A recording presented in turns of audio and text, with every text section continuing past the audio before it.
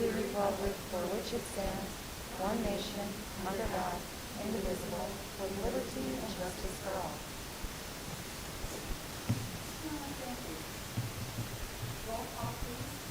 Deb Pauley. Ryan Dainert. Sandy Burke. Here. Connie Hennon. Lauren Pedersen. Here. Sarah Lanen. Here. Molly Mania. Here.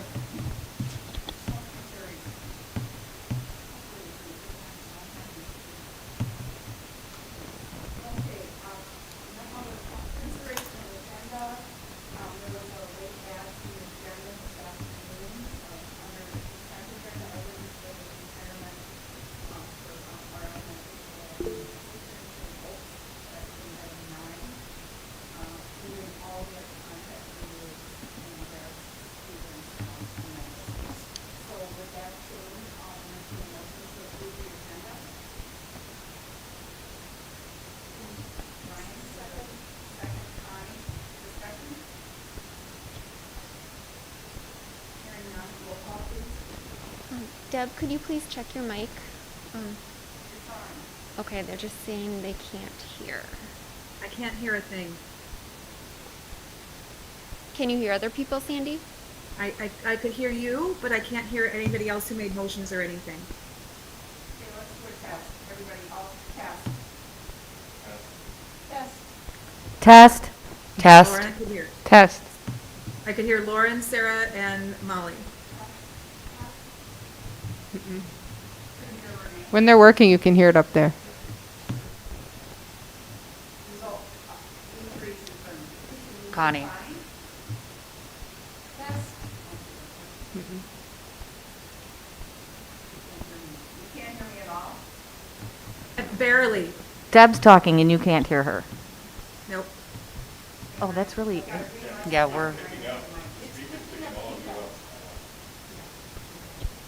It's like that whole half, like from Renee to Connie, I can't hear. Am I just the only one? I know there's other people in the meeting. Virtually. Does someone mind for now? Deb, do you want your... I don't think that'll fix it. I think it's the side of the room. Which one? There's one. Okay.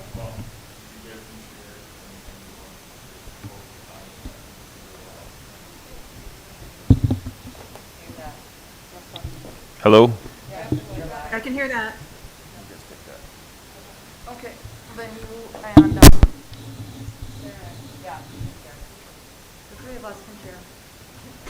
Sorry. Just to check, is anyone's flashing green between green and red? Mine was not. Okay. The ones that were. Mine is not flashing. No, not into the mic. Hello? I Hello? heard somebody. There. Yep, I heard Hello. Connie. Nope. Okay, one I'm in and one I'm out. Sandy, if we shout, can you hear us? Sorta, yeah. But I'm not the only. I'm not the only one on this virtual call. Amy is saying it's hard to hear Deb. I'm in the same boat as Sandy. I was only able to hear those two people as well. Test, test, test, test. Yeah, you can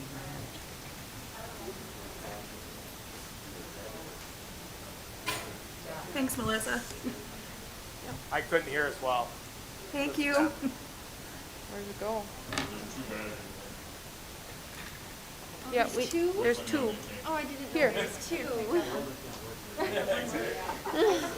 Take that one. That's okay. Sorry, but it also means that people like in the who are who are streaming it also can't hear, so or on the recording. I don't know if he's here.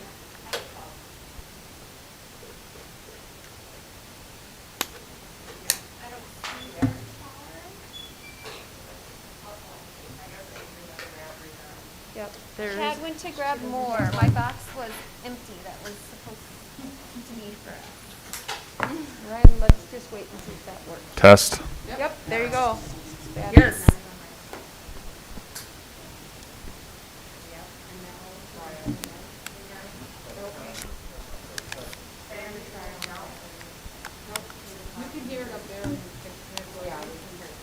Oh, here's two.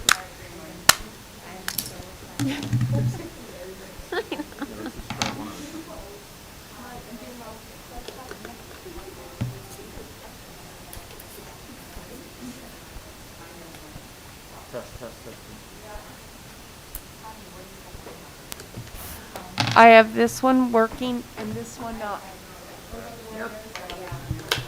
Can you hear me now, Sandy? Yes. Okay, we'll use this mic. No, this one does not. This one does not. These two don't. This one doesn't. How come now there's a red light and this one is a green light? Gotta turn it on. Okay, I don't know. I'm, Connie, I can hear you perfectly. now? Yep. Okay. Lauren, let's share this one. Okay. This is working.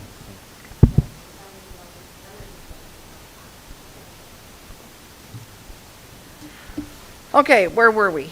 I have a motion and a second. I don't believe we did a roll call vote. Okay, roll call, and this is on the consent agenda items.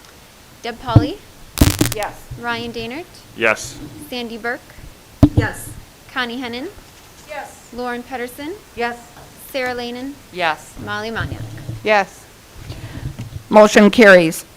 Ooh, I could hear that. Yes, okay, no public comment, nobody requested to speak. Consent agenda items, we have the April regular and workshop minutes. We have the April financials. The donations, we have our holiday gas station, high school, plastic gloves and sanitizer. All the rest of these are for the trap team. We have Fish Lake Sportsman Club, $300. Herman's Landscape Supplies, $200. The Pickled Pig, $200. Wolf Motors, $300. JTK Farms, $100. Jordan Transformer, $300. Lawns R Us, $100. Innovative Insurance, $300. Superior Stucco, $300. Albrecht Masonry, $300. And then we have a lot of policies that Molly would like us to read. We got through a lot of policies at our last policy meeting, so we have a lot of policies that we doctored up or approved as is. We have an FMLA request for Brittany Fleechek. We have the resignation of middle school site lead cook Sherry Glazier. Resignation of the track coach Cody Pulowski. Resignation of the paraprofessional Chrissy Yadke.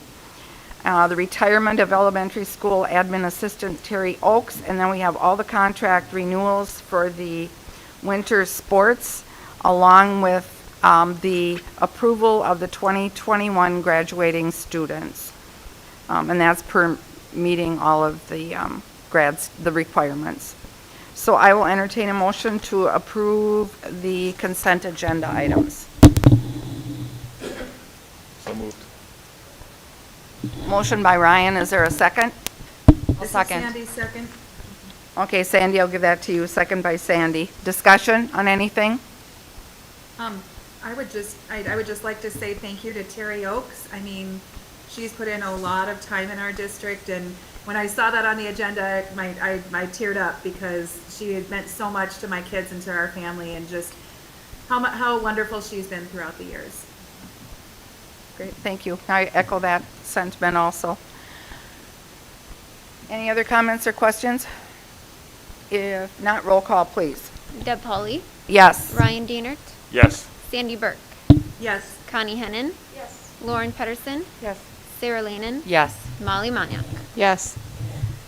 Motion carries. On to action item 7.1, review and act on the field trip request. We have with us our high school band and choir directors. So please come up to the podium. Hello, I'm Logan Burnside. I'm the high school band director. And I'm Katie McKnight, and I teach choir at the high school. And we'd like to request to take an extended overnight trip next year, right around spring break time, to New Orleans. We've submitted the field trip request form. There's also a highlights form or a highlight sheet that we put together that might be of most interest to the board. So we're looking at March 24th through the 30th next year. This is a Thursday to Wednesday. This would be a band and choir trip. Estimated cost to be about $1,000 to $1,200. You'll can see that we've included some travel company quotes as we've been working with contacting travel companies and giving them a list of itinerary items that we might want to include. And you can kind of see their ranges. They're pretty wide across the board, but Performance Tours is the company that we've worked with in the past. They've consistently come in at a very efficient price point. You can see we did an Orlando trip in 2014, Chicago 2016, New York 2018. We were on track to do the Winnipeg trip last year, and, well, COVID ended that. But they were also really good about giving refunds for all the kids. We were able to get 85% of our funds back to families, which was really exciting. And then they gave us a travel credit for any future trips, which they've applied to their quote. So, Katie has actually taken a group at one of her previous positions, taken them to New Orleans. And you can see we've included some itinerary potentialities, is that a word? And so we've included some of those. Preservation Hall is a big jazz museum and one of the jazz concert hall. Looking at like a steamboat dinner and performance. Of course, authentic New Orleans food. There's a Smithsonian affiliated World War II museum. There's, I guess, the World War II museum in the country to check out. And a swamp tour, which you might be thinking, why don't we just go to Louisville? Well, this is like alligator swamp tour. So lots of other stuff. We're still very much in the planning process. And chatting with Stephen Jensen downstairs, or actually across the hall here, he has some New Orleans connections, and he knows some school administrators and even music teachers down there. And so he's kind of put us in contact with them. We might do an exchange of some sort, which would be pretty cool for our kids. And, yeah, so those are some of the items. I can add a little bit too. Obviously, our goal with this is to do that enrichment opportunity with our kids, to get them to be immersed in a completely different culture than the Midwest, and specifically New Orleans has such a rich musical culture that with especially all of the jazz work that Logan does and some of the jazz work that I do with some of my kids, just really getting that full musical experience that doesn't really happen in Minnesota.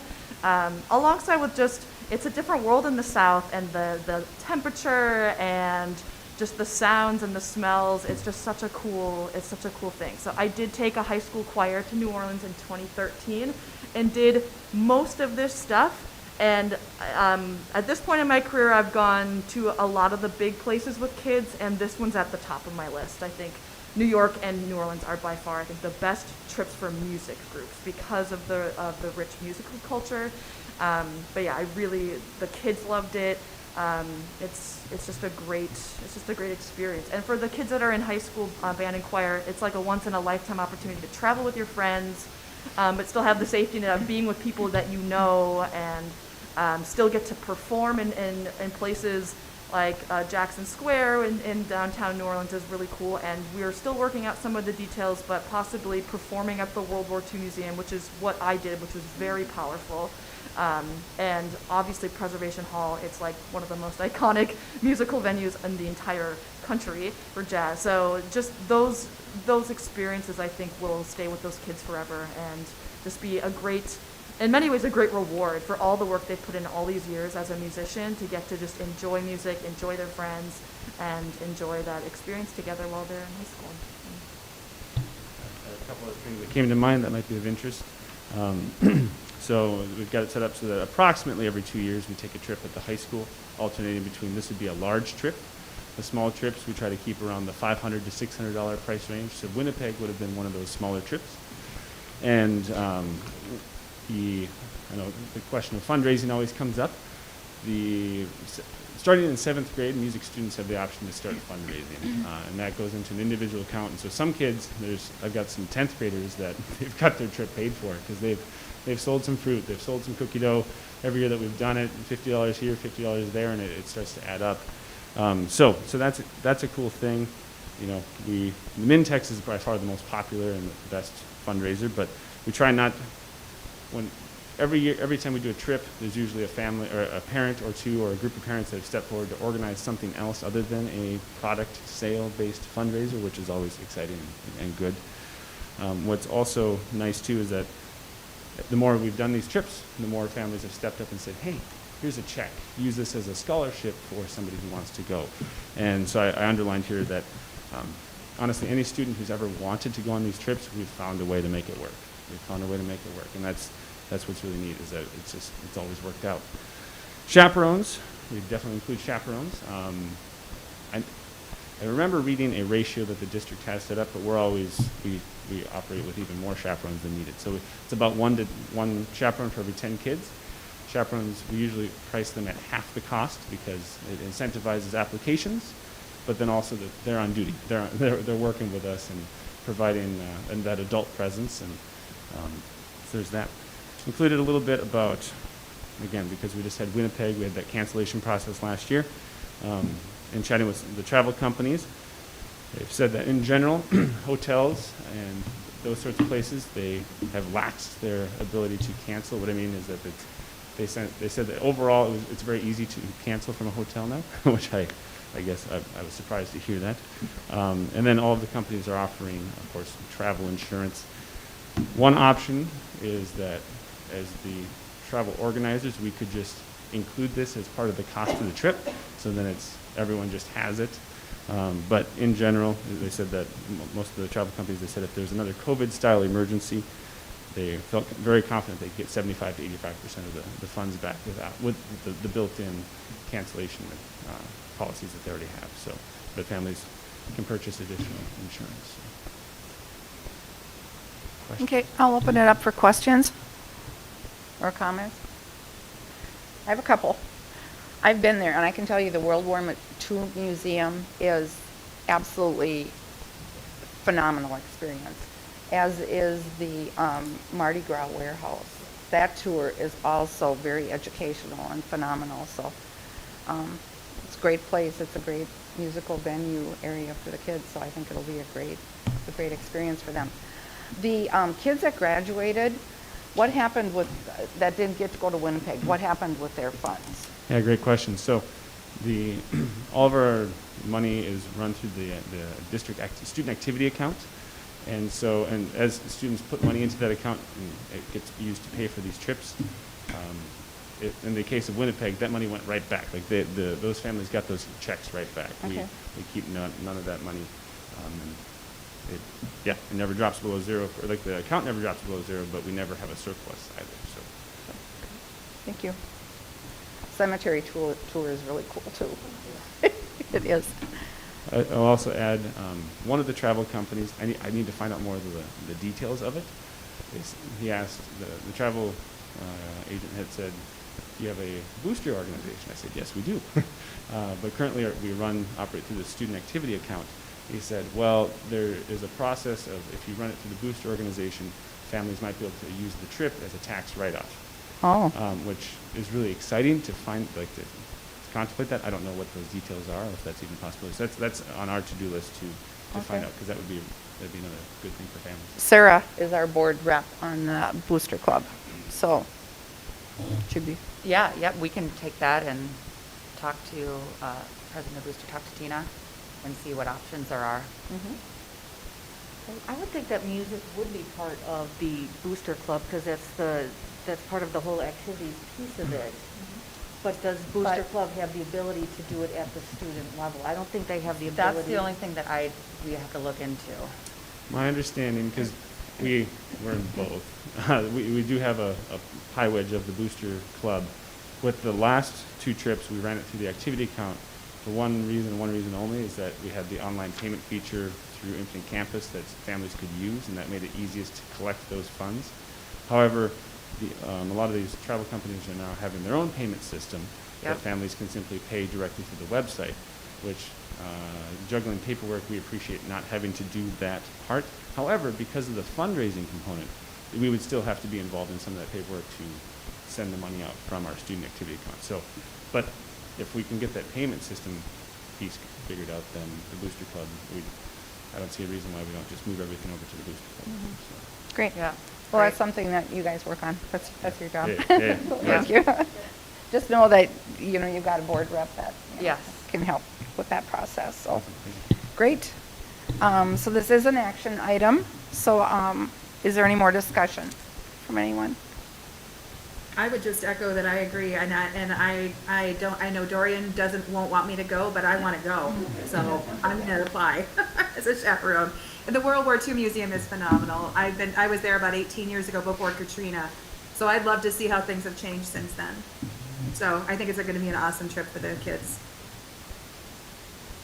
Lots of opportunities of things to see.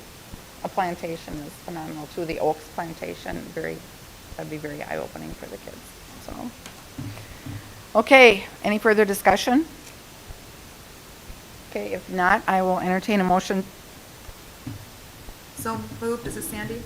Sandy moves approval of the band and choir trip to New Orleans. Is there a second? I'll second. Sarah seconds. Okay, further discussion. Hearing none, roll call, please. Deb Pauley, Yes. Ryan Daner, Yes. Sandy Burke, Yes. Connie Hennon, Yes. Lauren Pedersen, Yes. Sarah Lanen, Yes. Molly Manya. Yes. Motion carries. Thank you very much. Thank you. Yes. 7.2 Summer Programming Update. Mr. Williams and Mr. Williams. That's right. So I just wanted to give a brief update just with summer programming going on now. The one thing I just want to just put a little caveat is with the new guidance and information that we got last week from the governor, just on what's going to happen with the education for summer programming. We're still waiting on new guidance that hopefully will be out in the next few weeks on what does this mean for our students who are going to be on site for summer school programming. So just wanted to just briefly run down just so what's going to be offered per building. So at the elementary, we provide targeted services, K-4, extended school year, special ed, early childhood through 4th grade. Oh, I'm talking, sorry. Middle school, we provide it in grades 5-8 for both targeted services and extended school year. And high school, we provide extended school year and also credit recovery for 9-12. So what is extended school year? For some of the newer board members, extended school year is the extension of special education services that we provide for students on IEPs that qualify in different areas that will be on the next slide. So eligibility for extended school year services. So a lot of it is really documented on progress. Progress monitoring by our special education teachers. And what we do is we look at extended breaks and ways to look at documenting if students regress and how long did it take for them to recoup that regression of those IEP goals and objectives. Who determines those services? Everyone on the IEP team. So special education teacher, parents are a part of that, administration is a part of that. It's a whole team approach, and it's really based upon the documentation that we provide at that IEP meeting to show if the student does qualify for those services. A lot of our students who may not qualify for extended school year services, a lot of them do qualify for the targeted services that is offered by the school district. So this is what I was talking about with the regression recoupment is the main area that we focus on when we look at qualifying students for extended school year services. We also use what is self-sufficiency or also unique needs. So a lot of our students who are in our life skills program who are really working on those functional skills, those are those unique skills that they might need to continue to maintain over extended school year service or through the summer. The one thing that is a little different that people kind of think that what does this mean? So extended school year is maintaining the goals. So it's not really focusing on showing a lot of progression. It's maintaining the skills that they've learned through the school year, and that you hope that they can maintain it over the summer. without really significant regression. So as we work on these skills, we work really focused on just on the goals that the team feels that the student needs to work on. So, for example, if a student has a reading, math, and a social skills goal, they might only focus on reading and math and not on social skills because they didn't show regression of social skills over breaks. So it's really just focusing on those individual needs and individual goals of those students. We kind of talked about that a little bit. So extended school year is not like your regular summer school. So what we really try to focus on is, again, is to maintain those skills that the students have. We also just want to focus on just really focusing on least restrictive too. So when I really focus on talking to my staff, we really want to focus on being least restrictive for our students. So when we look at our summer programming, we want students to really try to focus on, if they're going to qualify for targeted services, we want them to be part of that.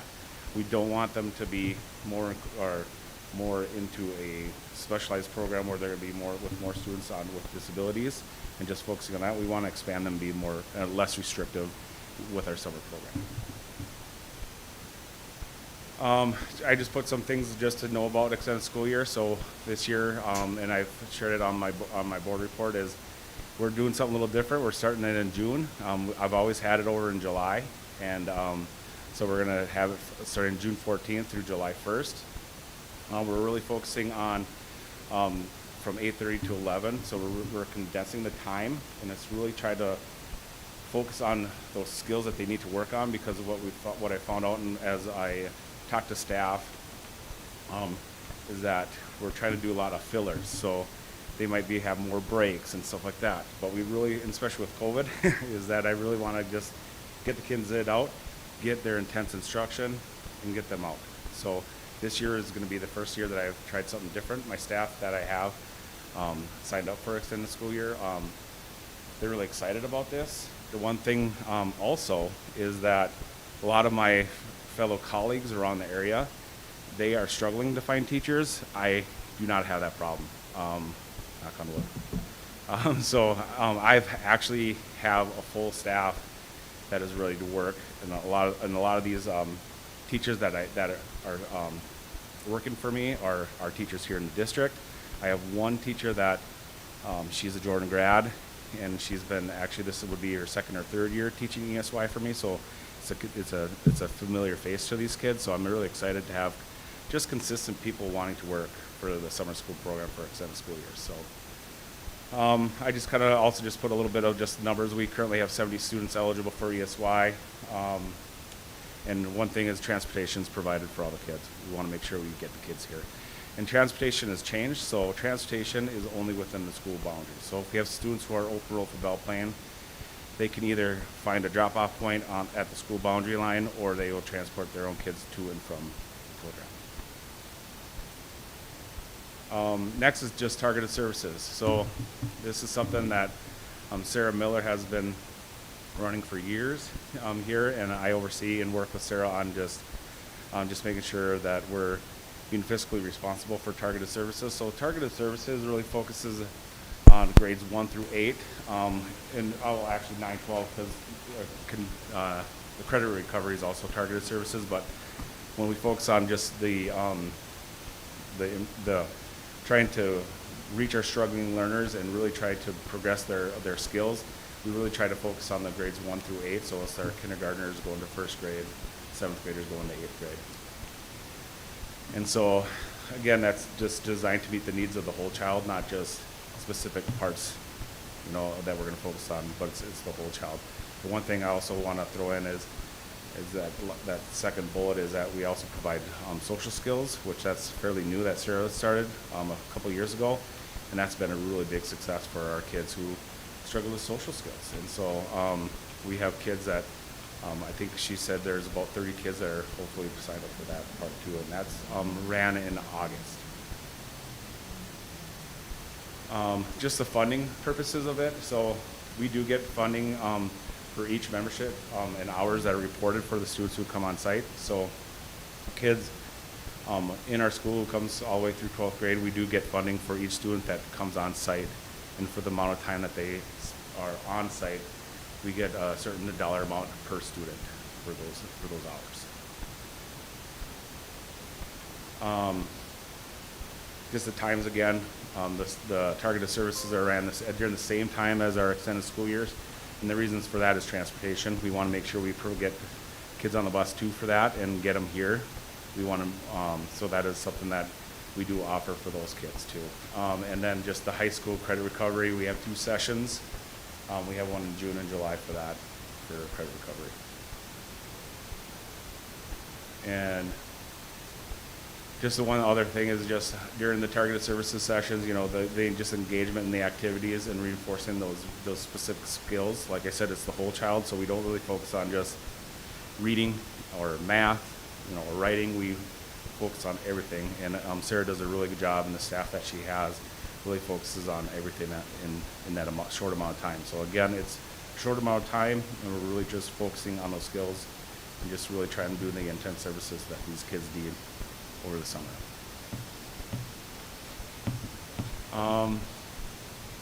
Just kind of the referral process. So with targeted services, they're referred by the teacher. And we really look at different types of test scores, state, local assessment data that really just drives if a student qualifies for targeted services. Any questions about? Sorry, I felt like I just went really fast, but just trying to get it all in. The funding, is it fully funded completely? For targeted services, again, it really focuses on the time and the number of students. So if we don't get an X amount of students, services might come out of the district's pocket for that. If we get enough students, it knock on wood, it usually has been funded fully by the amount of students and the hours that we put in.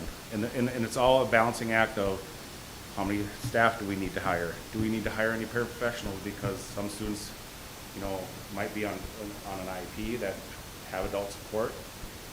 We might have to hire a para too. So it really just focuses on the number of students that are coming into the program. But would students who have a para, wouldn't they be on an IEP and then be covered under the EYS services? No, because again, we look at, like, from the ESY purpose, we try to look least restrictive. So if a student doesn't show regression recruitment or self-sufficiency or a unique need for extended school year, but they do need some support, then that's when we offer targeted services. And in that case, if we have a number of students who might need adult support, where a para might be needed to be hired, we do have, for example, we have a student that has some adult support, and that is written in the IEP, and that is, we do have to follow the accommodations of an IEP in the summer programming. And if a student does have one-to-one type services, we must provide that.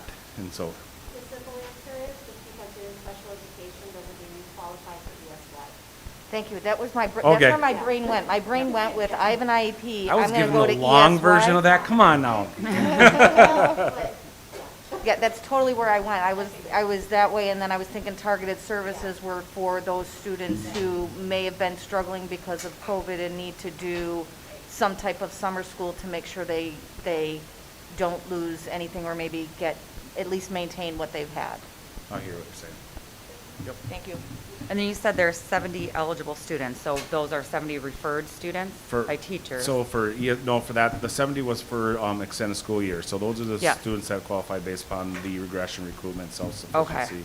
Okay. For targeted services, I did not get a number from, because Sarah told me the numbers were still coming in, so we did not have a definite answer of how many students for targeted services 1-8.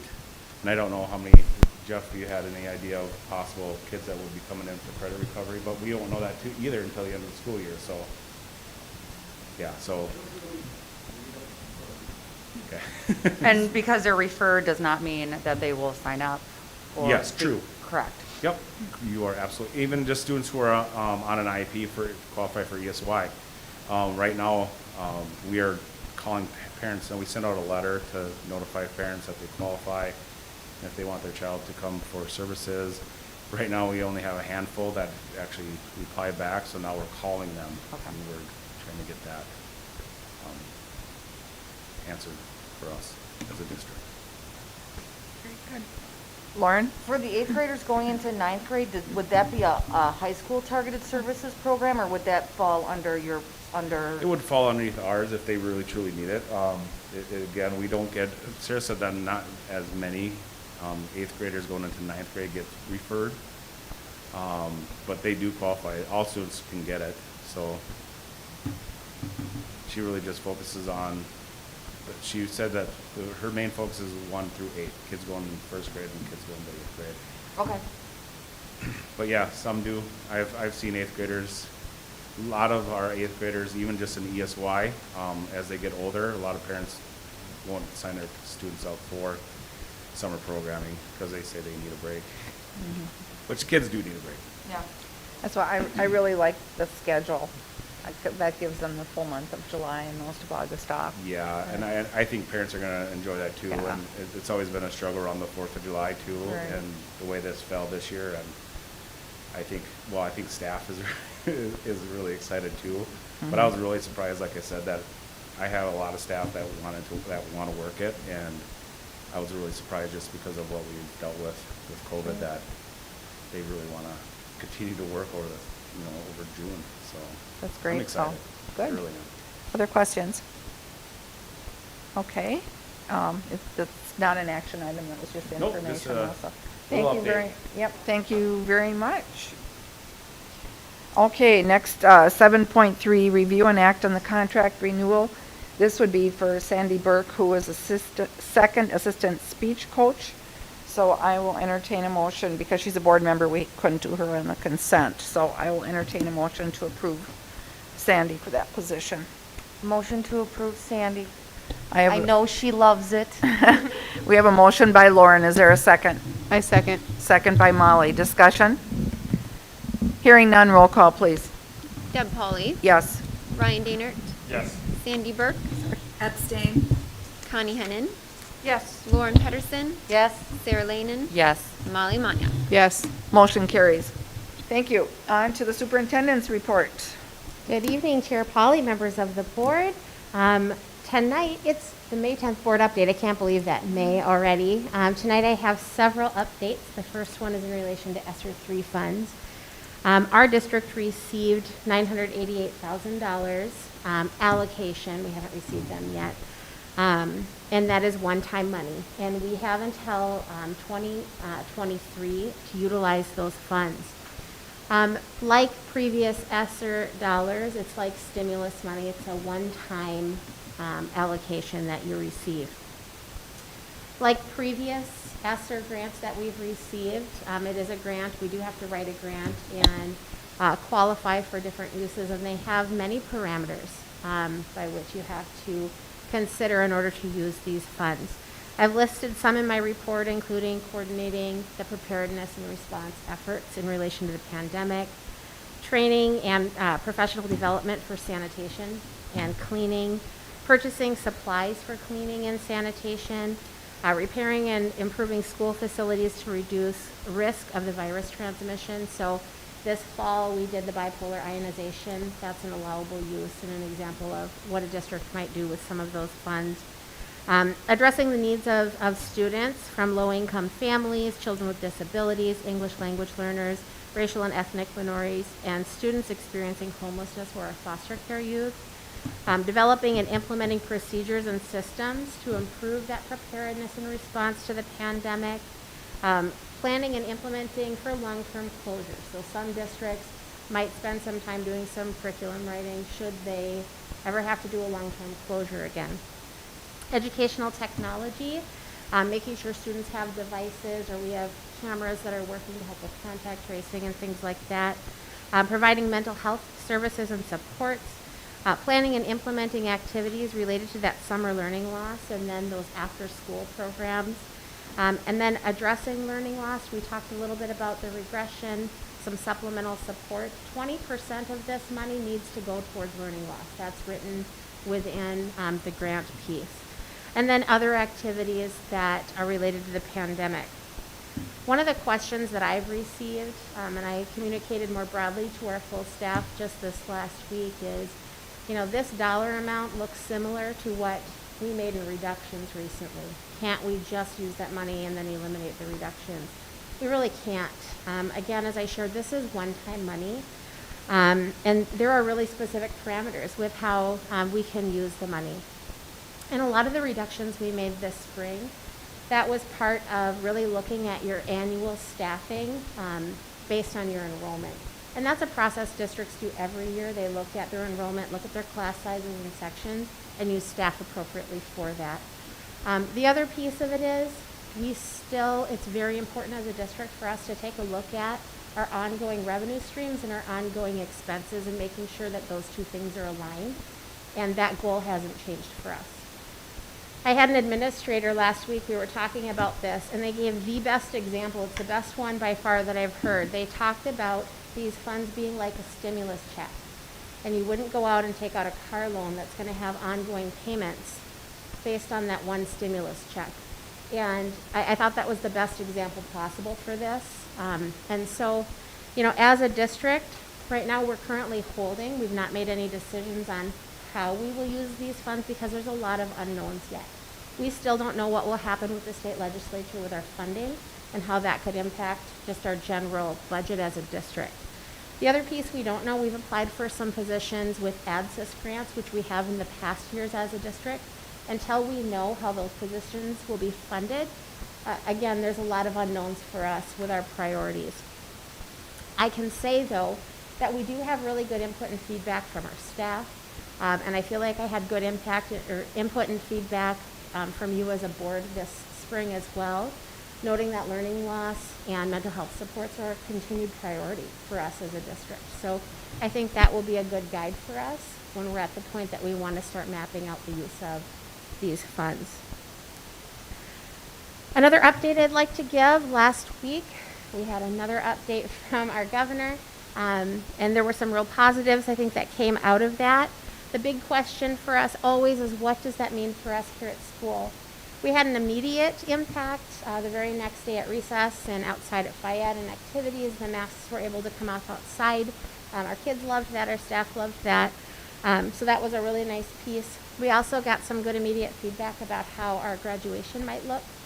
So that was really helpful, hearing that those restrictions would be lifted in terms of our capacity outside. We still have the masking restriction because we'll likely be over 500 in our crowd because we have a lot of support for our kids that are graduating. But very good news for us as a district. And we have enough space that, we still can encourage our households to socially distance as appropriate within our stance. So we're able to balance that moving forward. So that was really exciting. In terms of next school year, one of the big questions is, will we have a safe learning plan moving forward? Right now, all signs are pointing to we likely won't. I think they'd like to avoid having a safe learning plan. They talked about if there ever needs to be a statewide mitigation strategy again, that they would bring groups to the table to talk through that. But they really felt like moving forward into the fall, they didn't foresee that necessarily happening, but more information will be coming. The other piece we're working on for next year are online options. As I shared previously, we did a survey in late April. We had actually really good response. When you think about, we have about 1,846 students. We had almost 500 student responses back. According to our former communications director who put out that survey for us, that actually was really good response rate for our district. One of the things that we found, the feedback, many families, the biggest thing they said was the masks. If the masks weren't in play for next school year, they would have their students come back.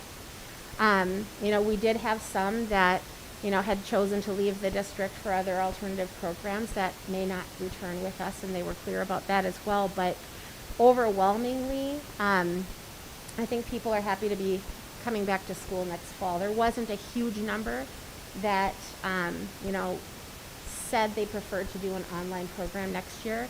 Very validating knowing that we're partnering with Southwest Metro and that consortium of districts. For us to have gone that alone for that wouldn't have been financially in our best interest. It wouldn't have made a lot of sense. And by partnering with Southwest Metro, we can provide just many more opportunities within the course catalogs. We're looking at the K-12 piece. There's a lot of information we don't know. I was at a meeting on Friday over at Dean Lakes for the afternoon with a team of Jordan, staff as well, and they're really working on building what that program can look like. They do have, for the 6 through 12, many things in place already because Southwest Metro has been an online provider, both full-time and supplementally, for quite some time. For us, the biggest piece would be that we retain those students. We retain the state funding for those students. We would have a fee potentially depending on the course or number of courses that students might take. It would be less than what we would pay for our typical Southwest Metro courses because they just want to break even. They aren't looking at this as making money, which is really nice. But one of the unique things they're doing is if there are Jordan students involved in this program, when they log in, it's a Jordan website. They see Jordan, it's our branding. We maintain the relationships with these kids, which is also a priority for us. So there's so much that information that we'll be sharing in the months to come, but we look forward to more broadly communicating with our families. We're hoping by June or in June so that they know what registration might look like moving forward. The other update I wanted to give, and I know Jeff is here tonight, and during his report I'm sure he'll share lots of information. In my weekly update, I mentioned we were looking at doing a shift to hybrid for 3 days for our seniors the last week that they would be with us. We've been talking to a number of area districts who also have been looking at just removing one layer of possible exposure for students to give our seniors the best chance to walk commencement. And so we have developed a plan for that we would communicate more broadly as well. We just, honestly, we want to do everything we can to make sure that our seniors are able to participate in graduation ceremonies. We know we can't control what happens in the community. We know we can't control, what happens in, track or baseball and what have you. I mean, we can to a certain extent, but this would remove one more layer of possible exposure for seniors. So I'm excited about being able to communicate that. It also, by going hybrid and not just ending the year, it allows those kids to still come in and take their AP, tests. It allows kids that might need some extra support to be able to do those things as well. So that's really nice to have that flexibility. The last thing, and again, it's a lengthy update, I apologize. I really want to give a shout out to our staff. It was Teacher Appreciation Week last week. Our nurses, it was Lunch Hero Day on Friday. Our nurses this week have National Nurse Week. So all of these folks, I know in their regular school year, they're amazing and do so much. This last year, it was an incredible lift to get all of the things done that needed to happen. People have been phenomenal. I couldn't be more proud, and so I just want to publicly acknowledge them. I'll open it up to any questions.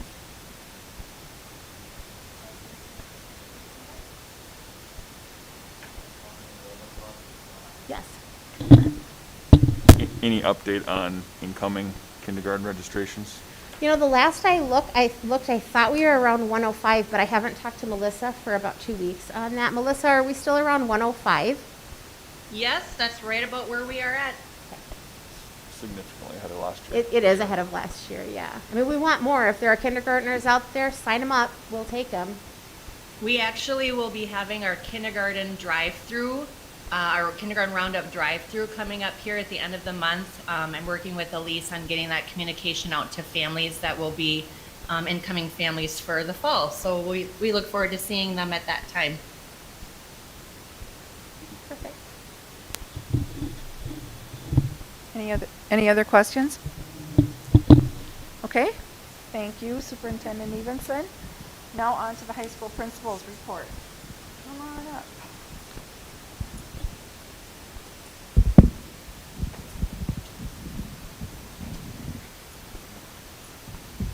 All right, thank you, board. I guess I'll start out, we have our notes up, and really it's ironic, I don't even know if it's ironic, but it's just the way the year's gone. The end of this board notes is how we were going to run graduation, and then 3 days later, Governor Walz changed it, and we changed it again. So I believe that Superintendent Evenson will be sharing a document that went out to parents today of graduating seniors. And I guess I can just summarize that. the basic idea is outdoor graduation. I'm just going to read it so I don't screw any of it up. Outdoor events will not have a limit on number of spectators. If there are over 500 spectators, which we anticipate, usually we end up at around 900 or 1,000, there are some restrictions. Students, if this is outside, students, no masks, no social distancing is required.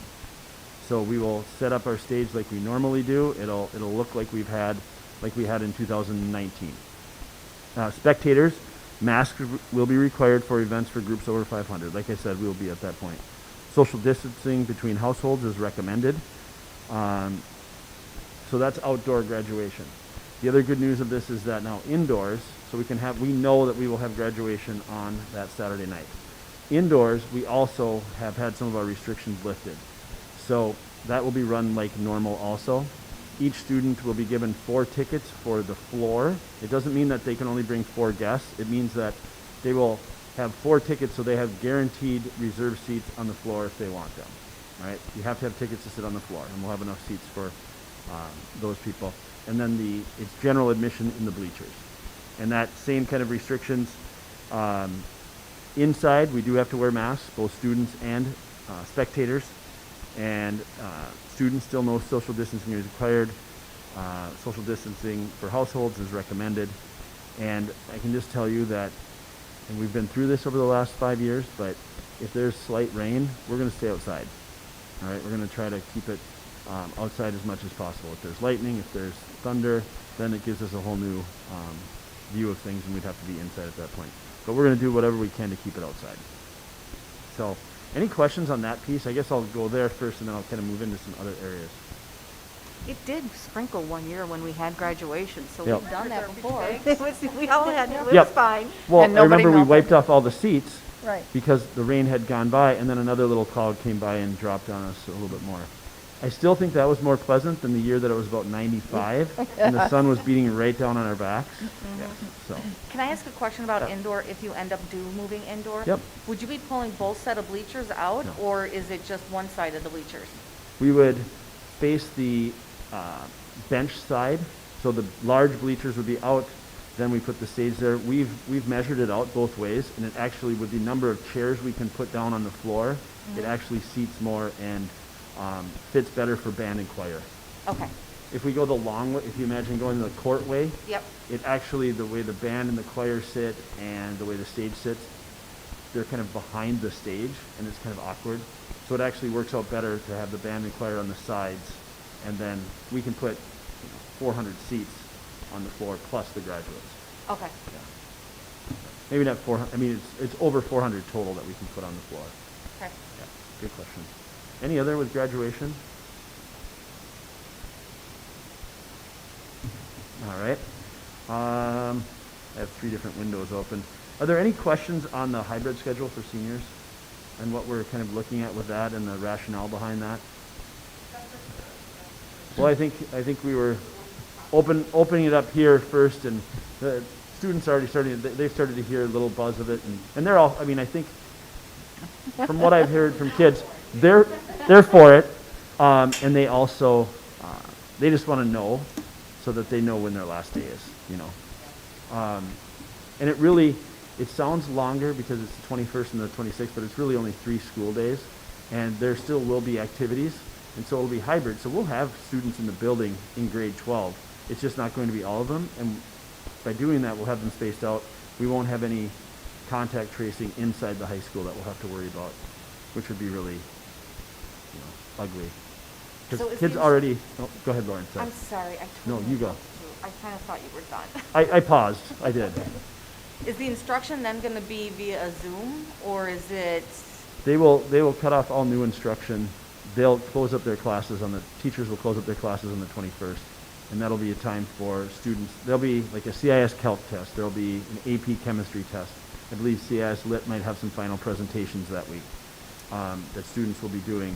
So those will be in person, but other students, other seniors, that if they have all of their work cut up and everything else, they'll just be checking in the mornings to say that they've checked their Google Classroom, but there won't be any new instruction.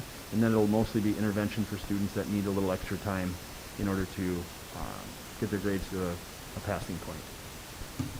Okay. So our number of students on campus in the senior class will probably be under 30. And you're still going to have the senior breakfast and, Senior breakfast will be on Practice. Thursday, and then Okay. we do senior, on Thursday we do senior breakfast, then we do graduation practice, and then we are still going, I worked with both Melissa and Ben, thank you to them. We will do our senior walk, which started about 4 or 5 years ago. So students can wear their cap and gown, and then they walk around and they get to say hi to their teachers, and we're going to do it outside on the sidewalk at the elementary school. And then here, they're going to set up on the outside, but we're going to still walk them through the middle school, because they are the first class, I believe, that spent a full year, that's graduating, that spent a full year in the middle school, in the renovated middle school. So, cool. yeah, it's a pretty neat event. I love it. You know, they haven't. We haven't talked about that. I believe that some students did afterwards, but I can't remember, Molly, because we didn't do it last year. But I think a group of them got in their cars and then did that. It's a good question. Probably the ones that had gone to school there. Yeah. Sure. Yep. So that's that, and I had one more window open here to see. Yeah, the rest of my board notes is as reported. I think everything's in there.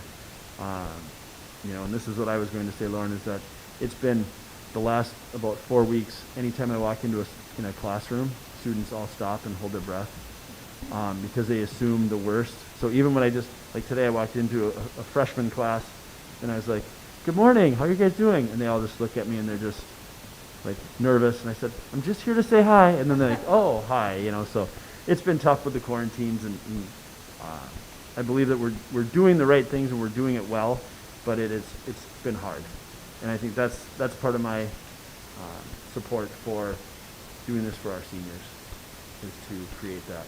And just so you know, 9th through 11th grade, we will do finals, and with finals, sometimes students don't need to take just like in college, sometimes students don't need to take their finals because their grades are already at that point that their final can't change their grade. It can only maybe make it go up. So just know that the last couple of days of school, students will be in finals, and it might be less students that are in school 9 through 11 because their grades are already at a satisfactory place too. A link will be sent out for the awards night, so Yes. we can watch it. Yep. Good. Elise has been doing a fabulous job of helping me get that set up. I can say that it's way easier for me to just host an awards night and just show up and talk than it is to set up the slides and then to record and try not to screw up too many times in my recordings. So, yeah. Right. So my goal is to get that recorded Thursday after the band concert, which I And- think people are excited about too. Right. The concerts are tickets only, and the emails went out to the senior parents for first dibs, correct? For Pop's concert, yes. Okay. Band concert, I believe Mr. Burnside said there were still tickets available for the band concert on Wednesday. Okay. And that's just because there's more seating in Sure. in the gym than there is in the auditorium. And really, just to put a plug in for that, if you hang out, so I'll just pick on Molly and Lauren here. Molly and Lauren, you guys maybe hang out outside of your regular world. If you guys can sit together for the Pops concert, then that just means there's more seats available. So our row is now at 10 people, and it's not all my family. There you go. We were joking that, my wife and I were joking today that we're like, well, we should just, once you start, networking and the people you've hung out with or done something, you're like, all right, that whole upper section should just be every seat and let people go. Not that we're promoting that MDH and MDE, but as we could tell by the prom, Grand March, people were close together, and I think if people were uncomfortable, they moved to some different areas. And I guess that'd be one last thing I'd mention, just for the public to know. If you are uncomfortable with the seating at graduation outside where there are a lot of people, just reach out to myself or Miss Henches or Miss Whiteside, and we will work with you. Especially in the stadium, there's plenty of space for us to find a spot for a family that needs more space because of pre-existing health conditions or anything like that. We'll find them a spot that they can sit where they would have more social distancing. Great. Yeah. That's great. Any other questions at all? I just want to say, Jeff, you made a good point earlier. You all have been through the ringer this year, and I just want to thank you and all of the administrators for all that you have done this year. It has been, you've gone above and beyond. So I just want to say I very much appreciate it. And even your last comments about, reaching out and trying to figure out ways for people who have pre-existing health conditions, that's wonderful. So I really appreciate all that you have all done. Thank you. Thanks, Sandy. Thank you. Any other questions? Thank you very Thank much. you. Middle school principal's report. Ben, are you on with us? I am. Good evening, everyone. Most of my report is as reported, but I just want to point out a couple things. The first thing is we are having ongoing conversations with our sixth grade team about the future of Wolf Ridge. We were having some of these conversations prior to COVID, but they've really been, we've talked more and more about that. So we have a presentation that we'd like to come and talk to the board about, but I just wanted to publicly say we're having those conversations. And there's multiple factors playing into that discussion. It would be hard to not go, but the team, what I would say is have some really good options to provide those similar experiences to kids locally. So I'll leave that. I'll give a shout out to Jeff. He worked with Jason Harris and planned a virtual courageous parenting conversation. And these are things that we're going to continue to be doing in the years ahead to continue to support our families. Chelsea Meyer and I did our virtual New Families Night last week, and we had a number of families there. It's our transition from elementary to middle school, but we also reach out to St. John's. And then any local families that are moving to the area. We actually had a few new families on they're living in Jordan now, but they're going distant learning in their current school. So that was nice to get them to transition in. But Chelsea Meyer did a phenomenal job of putting together multiple resources. You can see they're on there. On my board report you can look at. So we are going to be we did our New Families Night virtually, and oftentimes families want to do a tour. So we're providing the opportunity on the 20th for families to sign up during the day and into the evening, and we'll actually give families and their kids tours of the building so that they can feel comfortable heading into the summer. So that sign-up genius is out there. It's on the website so people can do that. And then also on the 17th and the 18th, we will be doing on-site band concerts. So we will be sending out the link to families, and then depending on if we have numbers and openings, we'll be able to send that out to the community. But Tracy Cedarstrom has done a really wonderful job of planning the health and safety protocols to make sure that we can do that on site. Toby TG, our choir teacher, has done a number of virtual concerts, and that has been really successful, and families have really enjoyed that. So we'll be doing virtual concerts, and I've linked in a few of those in my board reports throughout the year. But with that, I'll open it up to questions. Any questions? Okay, thank you, Mr. Bakeberg. On to elementary allergies. Melissa. You're muted, Melissa. Thank you. Good evening, Board Chair Polly and the rest of the board. Just a real quick note, kind of to piggyback off of what Ben was just talking about. I wanted to just thank him and Chelsea Meyer. She was over at the elementary school last week to talk with all of our fourth graders about registration. And when I was in on one of the classrooms, it was great. Tracy Cedarstrom did a fantastic job providing a video of just what's up and coming for band and other things that kids might have questions or things that they might be interested in learning more about. And I know she's setting up separate times for them to come in and try band instruments. So I just wanted to do a quick shout out to Ben and his staff who is working with our fourth graders and our fourth grade families. This is the time of the year that I get a lot of those comments of, we're going to miss the elementary school. What are we going to do without you guys? And to know that We have such great middle school staff that are doing so many great things to help that transition. It just really helps parents feel much better about that. So thanks to you guys. If there's anything else in my board report that you guys have questions about, I'd be happy to answer any of those at this time. Anybody have any questions for Ms. Barnett? Okay. The last thing, real quick before we move on, just another public announcement that Kindergarten Roundup, I didn't have in my board report, but it's May 25th. That's the Kindergarten Roundup drive-through. It's from 3:15 to 5:30 p.m. and it'll be in the back of the elementary school. And all parents will get a chance to meet our K staff and other staff that their kiddos will be working with. Super, thank you.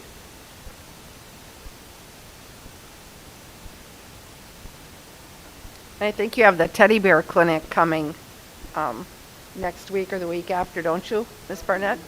Yes, we are very excited for that as well. Thanks to Margie Skipper for helping to organize that with our kindergarten teams. Great. Good, thank you. Okay, Director of Teaching and Learning. Okay, any questions on Erin's report? Okay, Activity Director's report. Okay, so he's kind of busy. I was glad to see that he's going to be working on getting the Hall of Fame back up. So if you have any suggestions for possible candidates for that, throw them out, to Joe. I noticed that the boys, C-Squad doesn't have a coach identified. Is that an open position? Or had-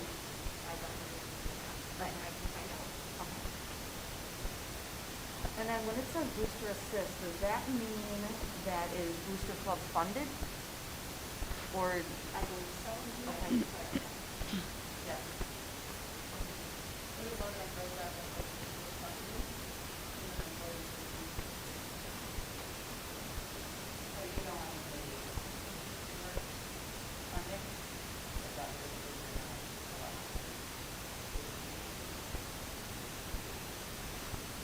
Okay. Thank you. Moving on to Community Ed Director's report. Okay. Any questions on that? Just a shout out that Celebrate Jordan will be June 6th from 1 to 4. And typically the district just had a table at that. Good. So everybody that can, if you can take an hour from your day to help work the table, that would really be good. So, any questions about that? Okay.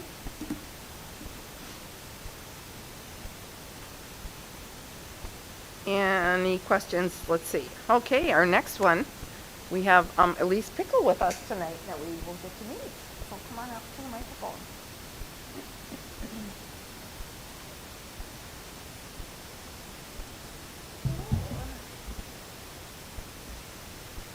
So I'm Elise Pickle. Great to meet you all officially. My report is very, very short since I just started a couple weeks ago. So really just focusing on training and just kind of jumping in with the principals and the other directors and just getting up to speed and, trying to close out the school year with everything in mind. How about if we have the board introduce ourselves to her, because unless you've met her, I haven't met her yet. So I'm Deb Pauley, and welcome aboard. Thank you. Nice to have you on board. So. Ryan Dieter. I'm Connie Henry. I'm Lauren Henderson, welcome. Thank you. Sarah Megan, welcome. And I'm Sandy Burke on the screen. And welcome. Thank you. Sure. And I'd just like to say it's been a great transition. She's been working with Kat on and off just to get up to speed. And there's a lot to learn. There's a lot of passwords, a lot of different programs and accounts. Elise came to us. She worked at Mystic Lake as their marketing communications specialist as well. Has a wealth of experience. I've just been really impressed with how quickly she's been able to just jump right in, and the things that she's pointing out has been really just very just helpful for us. That Ida detail is really, it serves us well already. So I just wanted to publicly welcome you, say thank you, and we're excited to team and help to market Jordan. Thank you. Thank you. Any questions? Great. Well, welcome aboard. Thank you. We'll be seeing lots of you. Yeah. Let's see. Nutrition Specialist Director's Report. Okay, but just a note that Minnesota was one of the holdout states that was not getting on board with the free meal program, but just 2 weeks ago they did a switcheroo and now they are on board with that. So they will be providing free meals throughout the summer and throughout next year. So 2, yeah. So that will look, I suppose, very similar to last summer. So, okay. Special Services Director's Report, Mr. Williams.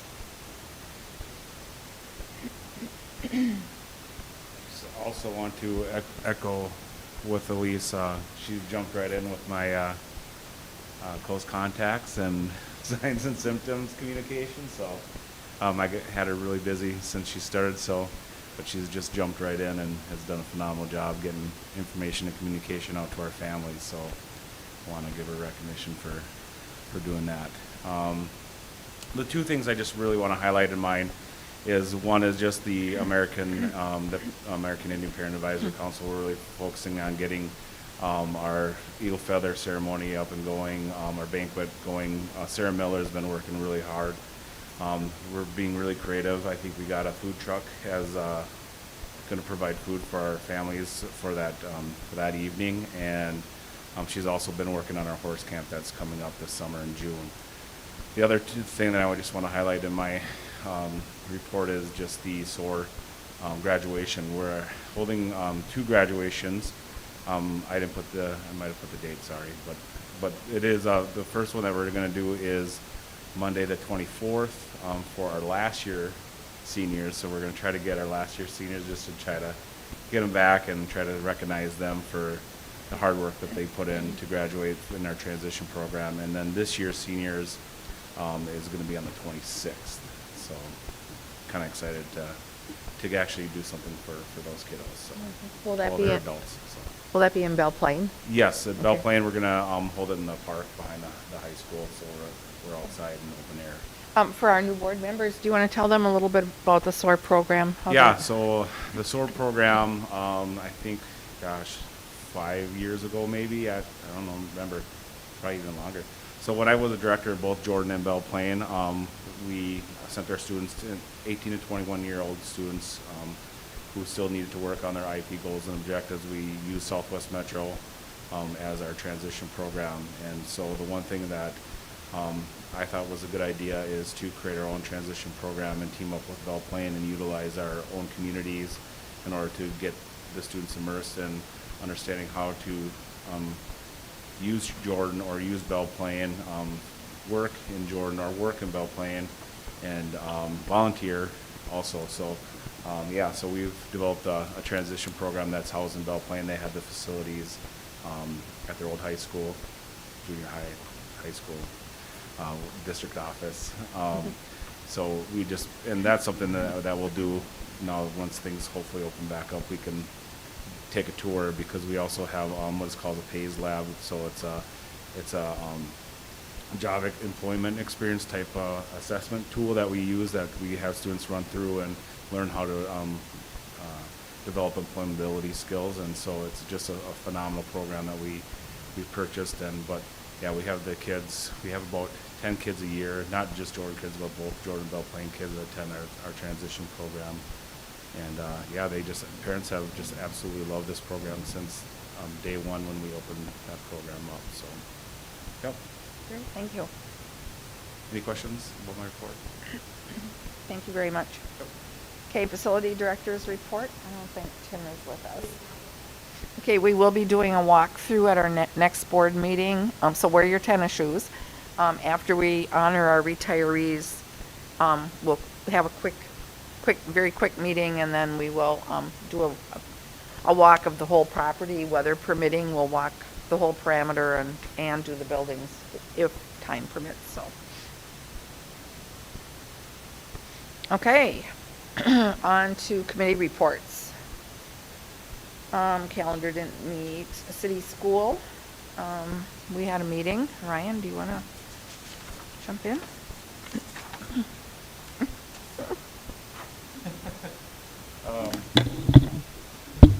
Yeah, we had, I guess we asked for several updates from the city regarding construction projects. As you know, there's a lot going on Highway 282 specifically with a couple different projects. And just kind of talked about the communication that the bus company and the city were having directly, working through those closures.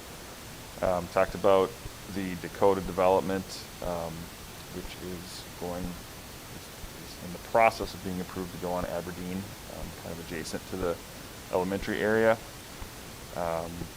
Talked about the newspaper and the coverage, and that has been a topic, I think, for a couple of meetings. We actually met with Southwest Publishing a couple meetings ago to discuss some of our concerns there.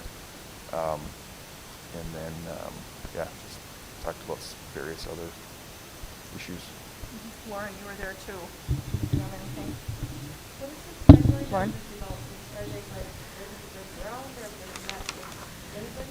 Well, the Bridal Creek, the new addition, that's gonna go gangbusters is my understanding, that's gonna really fire up. But this Peeper property, that seems to be a very slow process, and if I'm correct, Tom said that's the 400 houses over a 10-year period. So isn't that what he said? Well, I think that's the length of development agreement. I think, market force. Yeah. The Peeper property, the plan is to start on the far southwest corner and work this way. Yeah, so it would not be right by Oak Terrace. It would be on the far corner. Sounding like a spring. Are they all single family homes?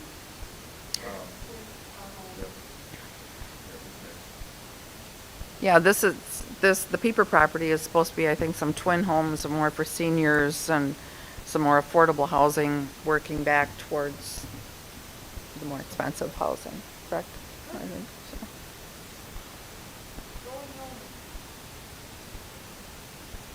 Lauren, is there anything else from that meeting? No, not really, just some of the topics that the city requested. Yeah. We did discuss the joint powers a little bit, but we have to talk about the joint powers agreement, which is gonna be done in the joint powers meeting, but we're just letting it know that we're probably gonna make modifications there, on some of the items, that are related to the CERC and It hasn't been I think it was done when we built this, so it needs to be reviewed. So the joint, so the Joint Powers Committee. Okay, any questions? Let's see, communications, we don't have anything.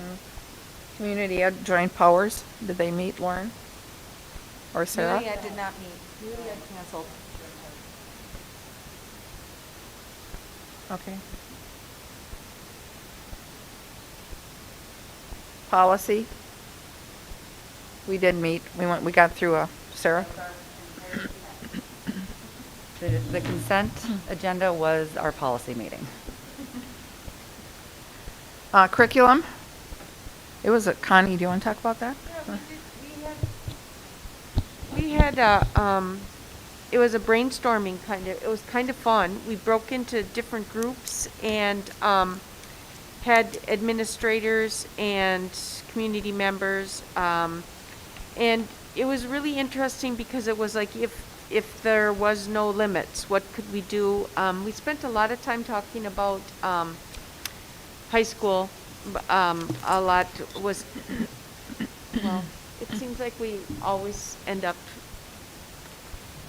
just growing programs that we already are really happy with. So that was really interesting. Sarah, or Erin is a good navigator of things, and she's good at being able to explain to us what would the next process. If we add a little bit on to one of our academies or summit program, how can we pull that to get the credits for the kids that they can get more college credits? So that was really interesting to pull that together because it is a popular class. So and just have to, it's driven by the amount of students that sign up for it. So that was good.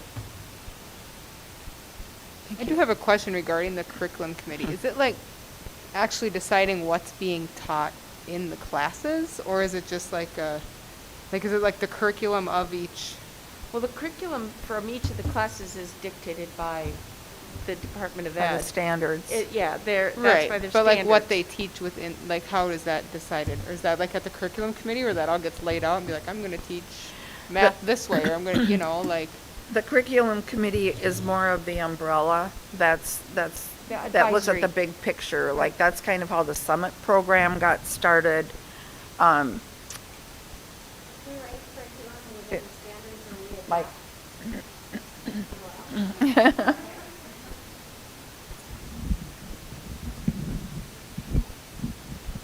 So oftentimes, and Jordan is no exception, so the standards, that's the floor, right? It's not the ceiling, but it gives the foundation for that, which is taught. Oftentimes, research-based curriculum is adopted by districts. For example, for elementary literacy, Reading Wonders is the curriculum. And, that's evidence-based, research-based. Teachers review that curriculum. I assume many years ago, during the curriculum adoption phase, that was brought to the curriculum and tech committee to review the curriculum and provide input and feedback before a decision was made. We just renewed that because our curriculum was completely outdated. The technology piece, they weren't supporting it anymore.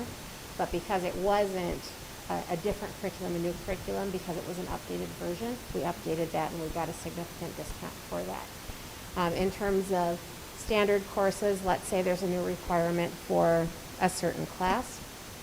There are standards and benchmarks that are dictated by the state that helps provide that foundation.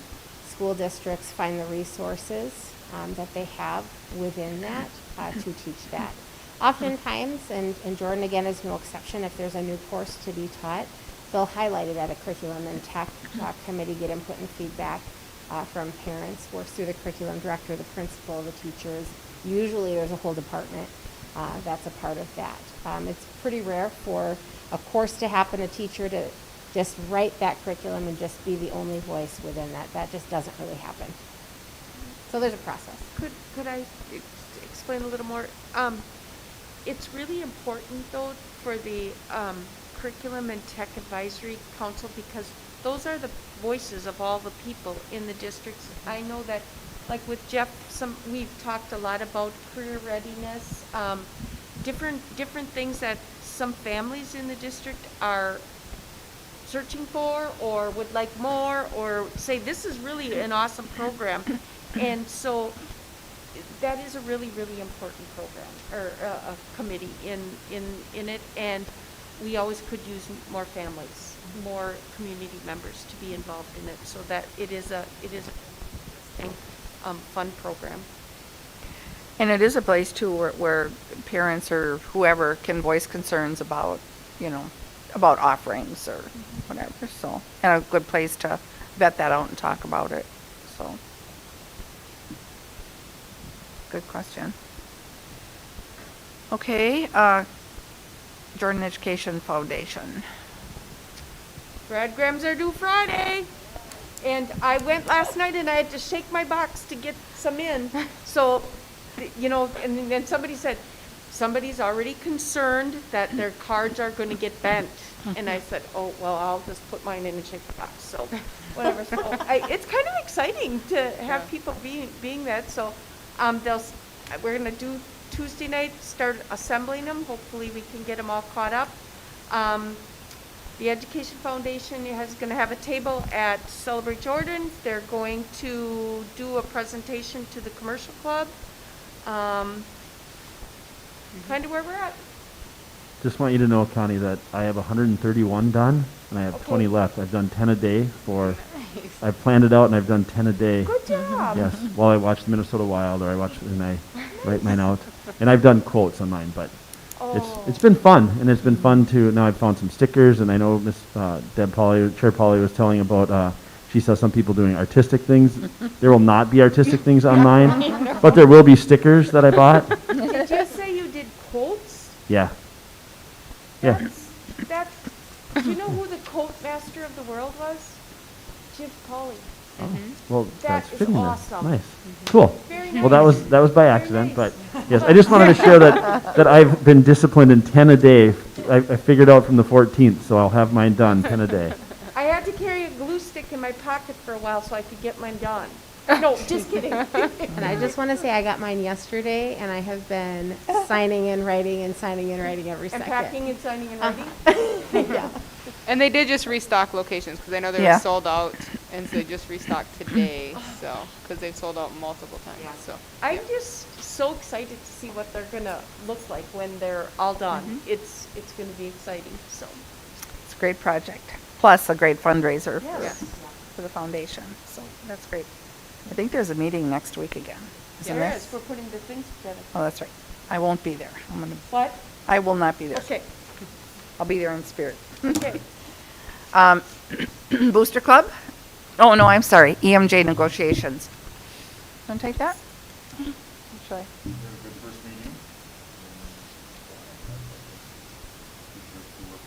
Yeah, it was very amicable, and we set the typical parameters for negotiations as far as what can and can't be shared and what the expectations are, the spreadsheet, that we work off of.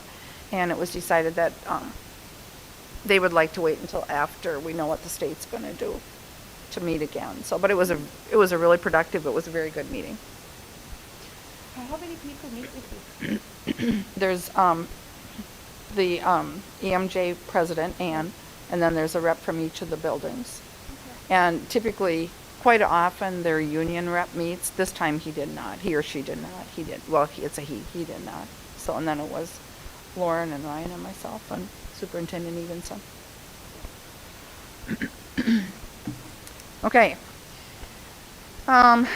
Booster Club.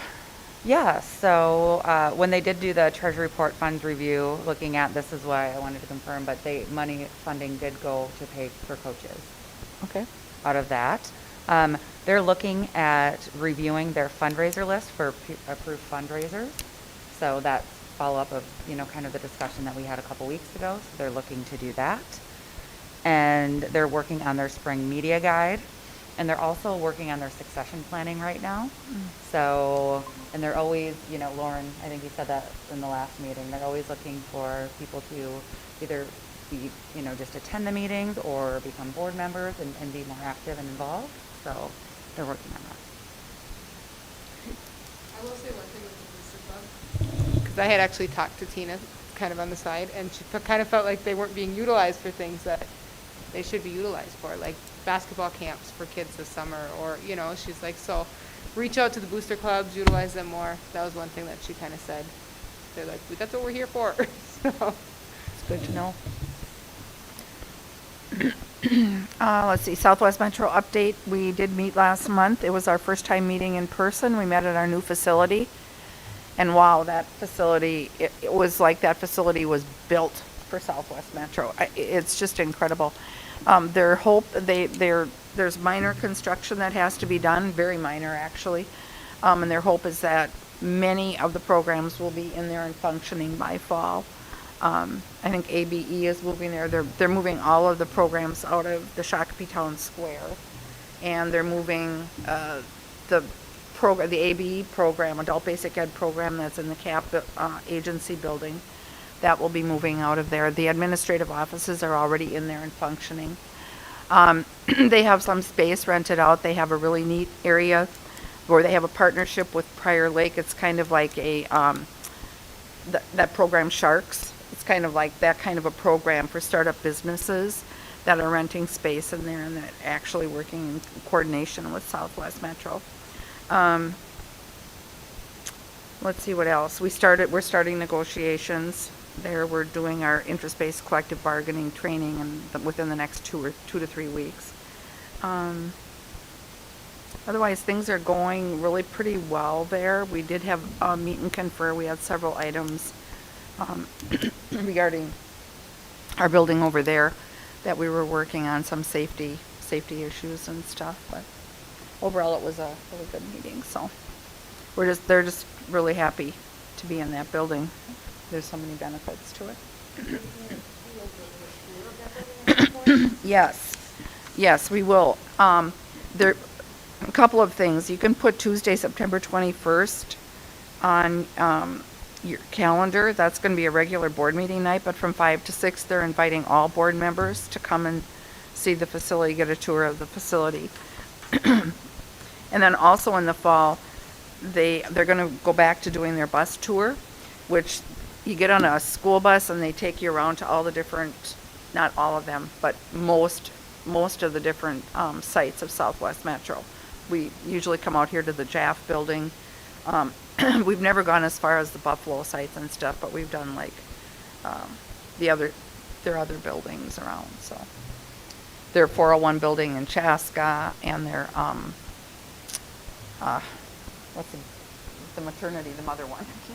New Beginnings building, and it's a really good tour. We leave early in the morning, and then it ends with a bag lunch. But it's really good to get a real feel for the programs that they have. So I highly recommend that, Deb, especially for new board members. I've done it 2 or 3 times, I believe, and it really helps you have a much better and deeper understanding of the programs, I think. yeah. Okay. Is that it? Anybody else have any other meetings they attended that weren't listed? APAC? No? APAC did meet. We didn't meet, though, in May. We met in late April. Okay. I think Chad mostly kind of did it. We're having the banquet on May 26th. And again, I think it's going to be a food truck, which is going to be, I think that's going to be a really good thing. We talked a lot about budget, approved the treasurer's report. Looking for new board members, because I believe we're supposed to have an election. I don't know if Chad's still on, but I think that, or Chad's still here. I don't know. I'm sorry.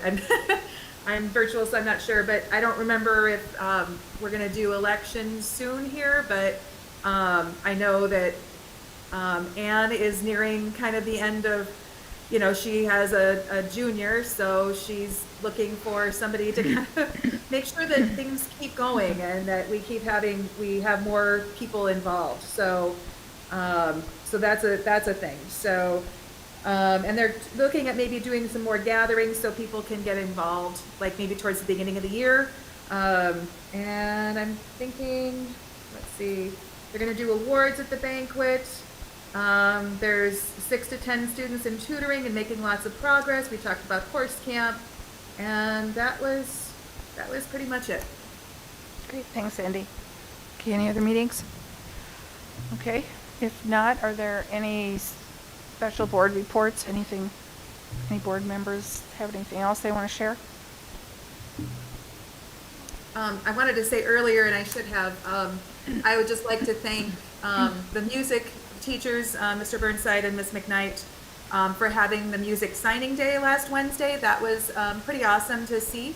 A lot of times music students don't always get recognized for their achievements and their scholarships that they have received, and so that was really nice. There was 8 students there. There would have been 9, but 1 was not able to attend, and they earned $99,000 in scholarships between them. So that's a pretty awesome thing to do. The musical went off, and it actually was way better than I think anybody anticipated. So If you didn't get to see it, you definitely missed out. It was very well done. They had a 2-week quarantine right up until Tech Week, and so they didn't really have a full run through until the night before opening night. And what they did to put that all together was nothing short of amazing. So I'd just like to shout out to all the people that were involved in that. Okay. Anybody else?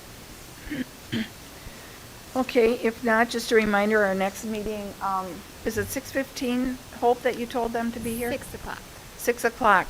So if you can be here early for the next meeting, our retirees, and I believe we're having our kids that went to state, our speech kids, and then we did have a state wrestler, but he's not able to be there because I believe he has or golf, okay.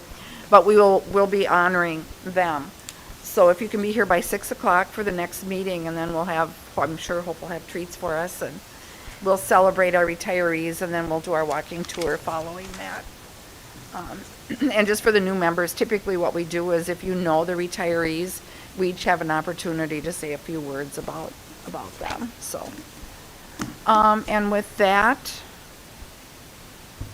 anything else? If not, Motion to adjourn? is there a second? Second? Second with Connie. Roll call, please. Deb Polly, Yes? Ryan Dainert, Yes. Sandy Burke, Yes. Connie Hennon, Yes. Lauren Pedersen, Yes.